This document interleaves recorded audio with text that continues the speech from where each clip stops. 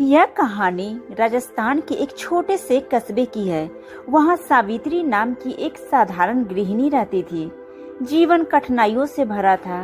पति का व्यापार घाटे में चला गया। घर की आर्थिक स्थिति बहुत ही खराब हो गई थी। कभी कभी तो 2 वक्त का भोजन जुटाना भी मुश्किल हो जाता था। लेकिन सावित्री जी के लिए सबसे बड़ी चिंता थी बच्चों की पढ़ाई। बड़ा बेटा ऊंची क्लास में था और छोटी बेटी 5वीं में। पैसों की कमी से उसकी फीस समय पे नहीं भरी जा पाती थी। एक दिन बेटा उदास होकर बोला, माँ, अगर फीस नहीं भर पाए तो मुझे स्कूल से निकाल देंगे। मैं पढ़ाई कैसे करूँगा? वह रोते हुए कहने लगा। बेटी भी रोते हुए कहने लगी, माँ, सब बच्चे नई किताबें लेकर आए हैं। मेरी पुरानी कॉपी भी खत्म हो गई है। ये बातें सुनकर सावित्री जी का दिल पिघल गया। वो अंदर से टूट चुकी थी, पर बाहर से तो बच्चों को संभालते हुए बोली, बेटा चिंता मत करो, तुम्हारी पढ़ाई कभी नहीं रुकेगी। भोलेनाथ जरूर रास्ता निकालेंगे। इसी बीच भाद्रपद महीने की हरितालिका तीज आई। सावित्री जी ने संकल्प लिया कि इस बार का व्रत वो और अधिक कठोरता से करेंगी।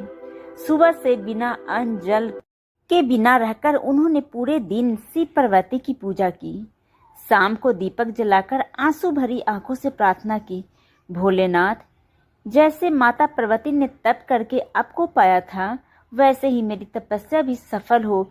मेरे पति को स्वास्थ्य और रोजगार मिले और मेरे बच्चों की पढ़ाई अविरल रूप से चलती रहे, कोई बाधा न पहुँचे। रात भर जागरण करते हुए उनकी आंखों के सामने सिर्फ एक ही तस्वीर थी, बेटा किताबों में डूबा हुआ, बेटी टूटी कॉपी पे लिखने की कोशिश करती हुई।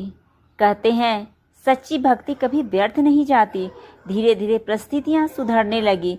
पति का कारोबार संभलने लगा। इतना धन आने लगा कि बच्चों की फीस भरी जा सके और उनकी पढ़ाई सुचारू रूप से चलने लगी। बच्चों ने भी माँ की तपस्या को व्यर्थ नहीं जाने दिया। आज बेटा एक सरकारी नौकरी में है और बेटी एक स्कूल में अध्यापिका है। वो दोनों अक्सर कहते हैं, अगर माँ ने हरतालिका तीज के दिन वो व्रत न रखा होता तो शायद हमारा भविष्य अंधेरे में रह जाता। यह कहानी हमें सिखाती है कि माता पार्वती की तरह यदि कोई स्त्री अटल संकल्प और भक्ति से व्रत करे तो न केवल उसका परिवार संकट से निकलता है, बल्कि बच्चों का भविष्य भी उज्जवल हो जाता है। आप सभी को हरतालिका तीज की यह कहानी क्या प्रेरणा देती, हमें कमेंट बॉक्स में लिखकर अवश्य भेजें। जय माँ पार्वती, जय शिव शंभू।